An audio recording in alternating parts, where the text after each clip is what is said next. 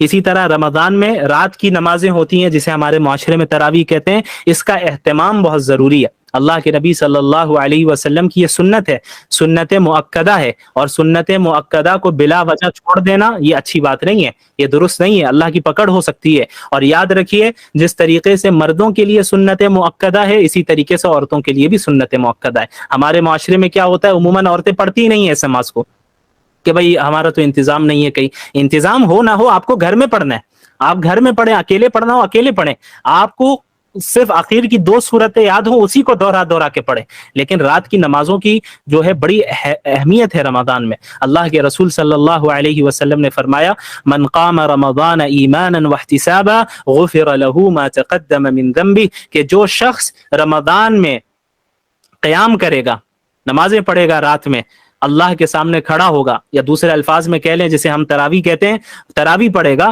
اور ایمان کے ساتھ پڑھے گا اور اجر کی امید رکھتے ہوئے پڑھے گا، تو اللہ رب العالمین اس کے تمام گناہوں کو معاف کر دے گا۔ روزے کی بھی یہ فضیلت اور قیام اللیل کی بھی یہ فضیلت، کتنی بڑی فضیلت! لیکن بڑے افسوس کی بات ہے، ہمارے معاشرے میں چند افراد ایسے ہیں جو امت کو اللہ سے نہیں جوڑتے ہیں، امت کو وہ توڑنا چاہتے ہیں۔ اسی لیے آپ دیکھتے ہیں کہ جیسے رمضان کا مہینہ آیا فوراً لڑائیاں شروع ہو گئی، تراویح 8 رکعت یا 20 رکعت، 20 رکعت بدعتی، 8 رکعت بدعتی۔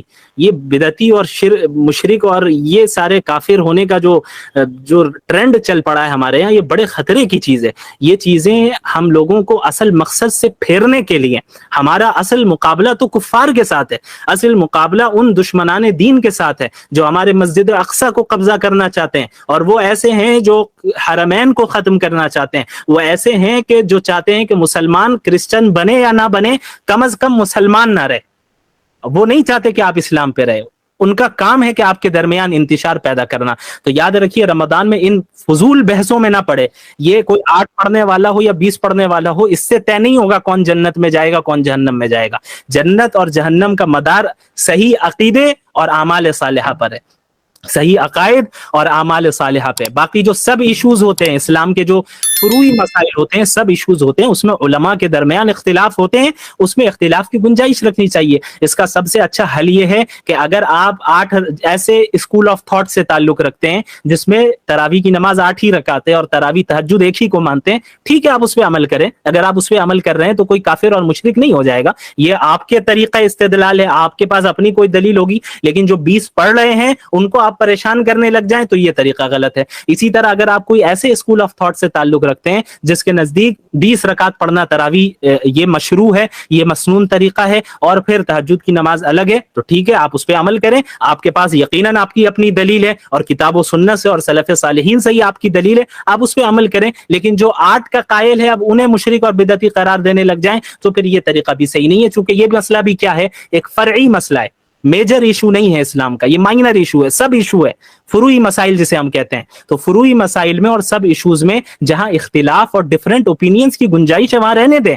آپ یہ لڑائیوں میں اگر الجھیں گے تو آپ اپنے رمضان کو برباد کر کے رکھ دیں گے، وقت ہاتھ سے نکل جائے گا۔ کئی سلف صالحین نے اس کی وضاحت کی ہے کہ اگر کسی مردے کو ابھی زندہ کر دیا جائے، سلف صالحین کا قول ہے، حدیث نہیں ہے، یہ یاد رکھیے گا، سلف صالحین میں سے کسی عالم دین کا قول ہے، ان کا نام اس وقت میرے ذہن میں نہیں آ رہا ہے، بڑے مشہور عالم ہیں، جنہوں نے کہا کہ اگر کسی مردے کو زندہ کر دیا جائے اور اس سے پوچھا جائے کہ تمہاری تمنا کیا ہے، تو وہ رمضان کے 1 دن کی تمنا کرے گا۔ اللہ اکبر!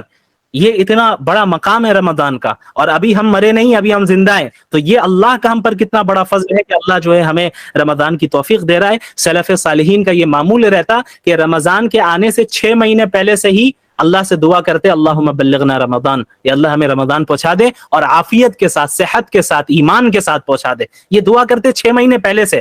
اور ابھی رمضان ختم ہوتا تو ختم ہونے کے 6 مہینے بعد تک اللہ سے دعا کرتے کہ یا اللہ پچھلے رمضان میں جو عبادتیں کی ہیں اسے آپ قبول فرما لیں۔ یہ طریقہ ہمارے سلف صالحین کا رہا، ہمارے علماء کا رہا، اکابر علماء امت کا رہا، یہ طریقہ صحابہ کرام کا رہا، یہ طریقہ اللہ کے رسول صلی اللہ علیہ وسلم کا رہا، اور اللہ کے احکامات کو زیادہ سے زیادہ فالو کرنے کی کوشش کرتے ہیں، نوافل کی کثرت کرتے ہیں، اذکار کی کثرت کرتے ہیں۔ اور رمضان میں یاد رکھیے، صرف روزہ اور تراویح یہی 2 عمل نہیں ہے کہ عام دنوں میں رات کے آخری حصے میں اللہ رب العالمین بندوں کی طرف متوجہ ہوتا ہے اور کیا کہتا ہے، کوئی ہے پکارنے والا جو مجھے پکارے تو میں اسے دوں، کوئی ہے رزق مانگنے والا میں اسے رزق دوں، کوئی ہے مغفرت طلب کرنے والا میں اسے معاف کروں. یہ ہر رات ہوتا ہے، رمضان میں نہیں، ہر رات ہوتا ہے. اب آپ بتائیے پورے سال یہ اپارچونٹی ہمارے پاس ہوتی ہے، لیکن ہم میں کتنے ایسے ہیں جو اس اپارچونٹی کو، اس کا صحیح فائدہ اٹھاتے ہیں؟ غور کرنے کی بات ہے. اور پھر رمضان کی اپارچونٹی الگ سے دے رکھی ہے اللہ نے. رمضان کے پورے مہینے، صحیح روایت ہے، کئی محدثین نے اس روایت کو صحیح قرار دیا ہے کہ رمضان کے ہر دن اور ہر رات اللہ رب العالمین ایک بڑی تعداد کو جہنم سے نجات دیتا ہے.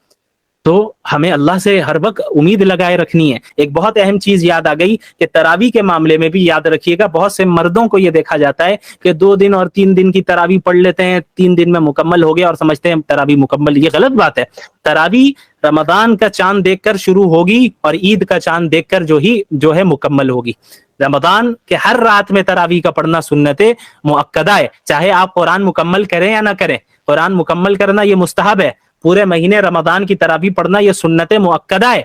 لہٰذا 2 دن 3 دن کی تراویح پڑھ کے سمجھتے ہیں کہ بھائی ہم نے جو ہے ماشاءاللہ تراویح مکمل کر لی اور پڑھنے کی ضرورت نہیں. یہ غلط نظریہ ہے، غلط تصور ہے، اور یہ ایسا نظریہ ہے جو عبادتوں سے بھاگتا ہے. اپنے مسجدوں میں ائمہ اور حفاظ کو بھی پریشان نہ کریں. امام صاحب جلدی کیجیے، امام صاحب 5 منٹ تاخیر کیوں ہو گئی، امام صاحب آپ بہت سلو پڑھ رہے ہیں. یہ ساری چیزیں غلط ہیں. رمضان کا مہینہ عبادتوں کا مہینہ ہے. اللہ کے نبی صلی اللہ علیہ وسلم نے جو 3 دن تراویح جماعت کے ساتھ پڑھائی تھی اپنی زندگی میں، صحابہ فرماتے ہیں کہ ان دنوں ہمیں یہ اندیشہ ہونے لگا کہ کہیں سحری کا وقت نہ نکل جائے. معلوم ہو رہا ہے کہ پوری رات اللہ کے نبی صلی اللہ علیہ وسلم عبادتوں میں رہتے، صحابہ بھی عبادتوں میں رہتے. تو ہم کیوں عبادتوں سے بھاگ رہے ہیں؟